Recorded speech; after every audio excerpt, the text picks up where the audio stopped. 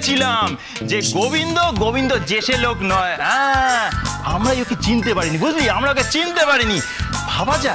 ভাবা যায় সেদিন কিভাবে রেসটা জিতলো। কি স্পিড! উরে বাবা, সবাইকে তাজ্জব বানিয়ে দিয়েছে। বাবা, তুমি তো দেখছি গোবিন্দ নামে এক গ্লাস জল বেশি খাও। হবেই তো, গোবিন্দ তো ওকে মাস্কা মারে, ছোট কর্তা করে না। আরে তোরা হিংসে কর, কিন্তু গোবিন্দই জেনে রাখবি। হ্যাঁ, গোবিন্দ জুড়ি মেলা ভার। গোবিন্দ কি এমন করলে যাতে আমরা ওকে হিংসা করবো? আরে তোরা করিস। আরে বাড়ি শুদ্ধ সব লোক গোবিন্দকে হিংসে করে। ধ্রুবদা, ভালো হবে না কিন্তু, আমাদের থেকে গোবিন্দ তোমার কাছে বেশি আপন। আরে কথায় বলে যাহার গোবিন্দ নাই তাহার কেহ নাই।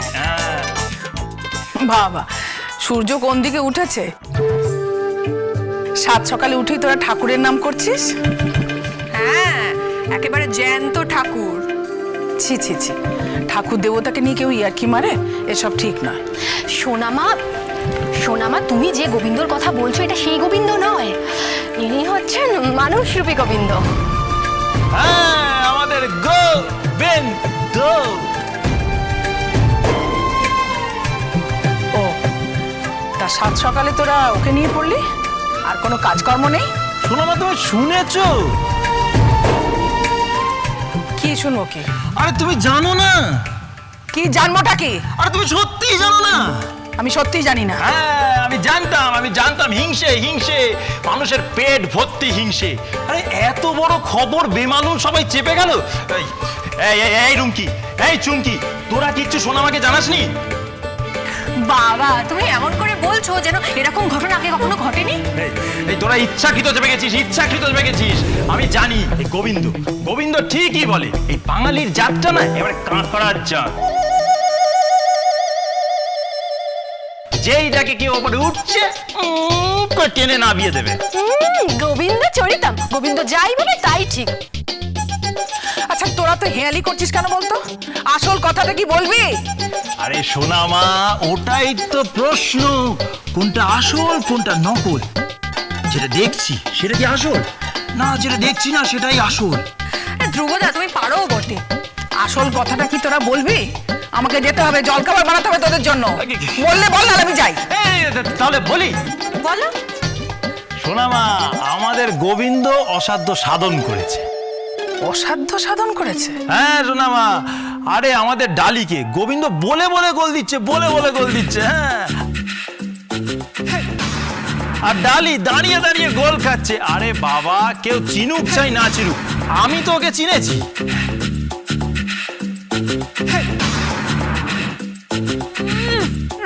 রতন চেনে। এই তুই কি বলতে চাইছিস? আমি কই কিছু না তো। এত ভনিতা না করে আসল কথাটা কি সেটা বলবি তো? সোনামা, গোবিন্দকে ডালি একটা চ্যালেঞ্জ দিয়েছিল যে একটা আইটেম গোবিন্দকে খেতে হবে, যেটা হাত দিয়ে খাওয়া যাবে না। বেশ কঠিন সেটা খাওয়া। গোবিন্দ? হ্যাঁ সোনামা, গোবিন্দ এক চান্সে খেয়ে দেখিয়েছে। কি তাই না রুমকি? হ্যাঁ, ওই পর্ক চপ আর ল্যাম্ব চপ যেভাবে খায় ওভাবে কেটে খেয়ে নিল।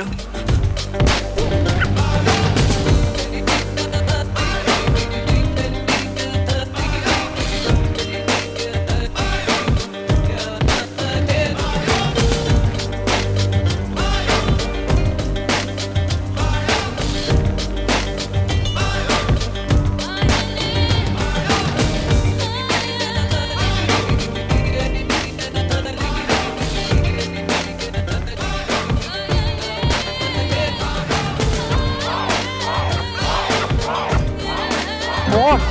সেটা আবার কি? আরে সোনামা, পর্ক মানে হচ্ছে শুয়োর, বুঝলে? ছি, গোবিন্দ শুয়োরের মাংস খেয়েছে? এবার আসুক বাড়িতে, আমি দেখাচ্ছি। শোনো, গোবিন্দ কিন্তু খেতে চায়নি, এই ডালি জোর করে খাইয়েছে। হ্যাঁ, গোবিন্দকে নিচু প্রমাণ করতে হবে তো। গোবিন্দকে তো চেনে না, গোবিন্দ পাকাল মাছ ধরতে গেলেই ফুরুত। অনেক গভীর জলের মাছ।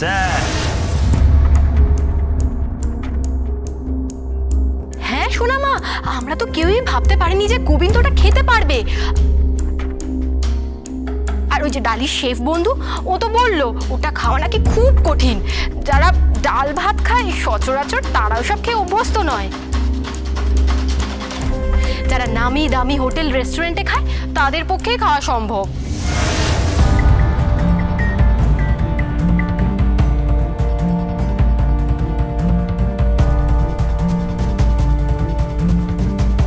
গোবিন্দ, হ্যাঁ সোনামা, শুধু কি তাই?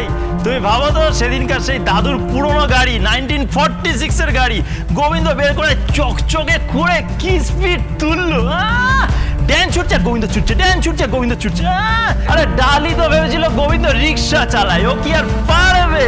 কিন্তু কি হলো, শেষে দেখা গেল গোবিন্দ ড্যানকে ধরাশায়ী করে জিতে গেল।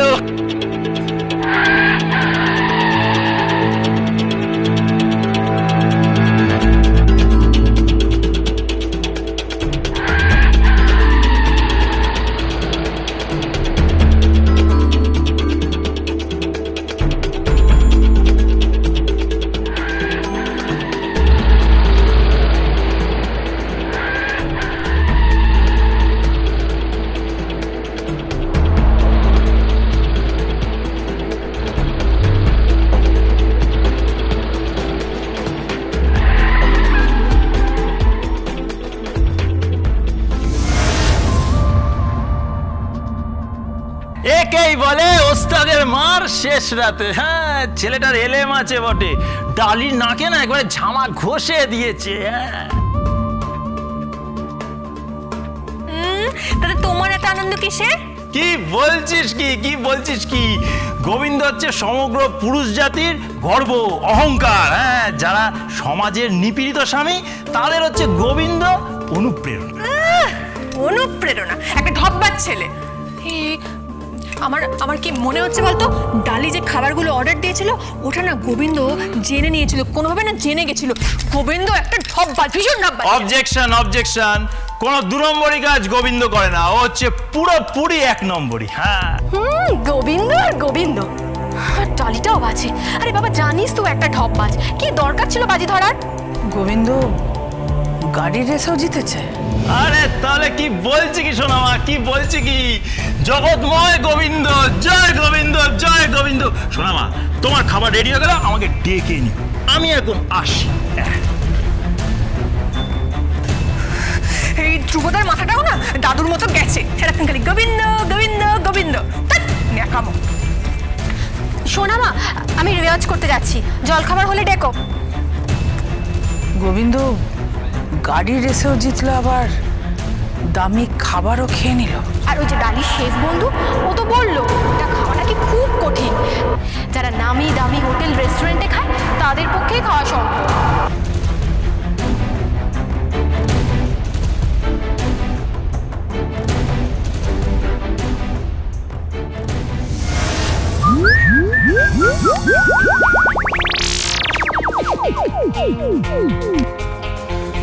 হ্যালো, মা মনসা সার্ভিস সেন্টারের গর্বিত মালিক গোবিন্দ বলছি। রান্না করা, বাসন মাজা, কাপড় কাচা, কুন্ড কাটা, জুতো সেলাই, চণ্ডীপাঠ সব করতে পারি। আপনি কি বলছেন? সোনামা বলছি।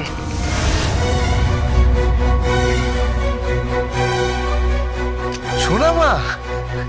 হ্যাঁ বলুন না, কেন ফোন করলেন? কি সেবা করতে পারি আপনার, বলুন। তাক, অতি ভক্তি চোরের লক্ষণ। এ কি বলছেন সোনামা? গোবিন্দ, তুই একটা সত্যি কথা আমাকে বলবি? মিথ্যে কথা কেন বলবো, বলুন না। তুই এত ভালো গাড়ি চালাতে শিখলি কি করে?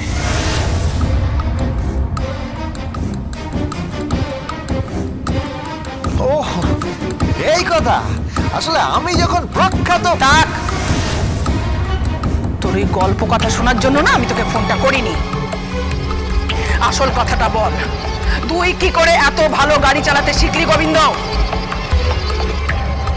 তুই এত দামি খাবার খেতে শিখলি কোথায়? লোকে নাকি বলছে যে সে লোক এটা খেতে পারে না, তুই শিখলি কোথা থেকে বল?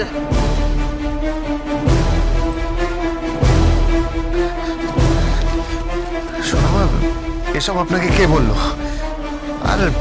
আর এসব করার কোনো ব্যাপার নাকি? গোবিন্দ, গোবিন্দ, আমি জানি তুই খুব গভীর জলের মাছ। সত্যি কথাটা বল, সত্যি কথাটা বল গোবিন্দ, তুই এই সব কোথা থেকে শিখলি? কি হলো, চুপ করে আছিস কেন? চুপ করে আছিস কেন, বল। তুই সকলকে ফাঁকি দিতে পারবি, কিন্তু আমাকে পারবি না। আমি কাউকে ফাঁকি দিতে চাইনি, উল্টে আমাকে সবাই ফাঁকি দিয়েছে সোনামা, আমাকে।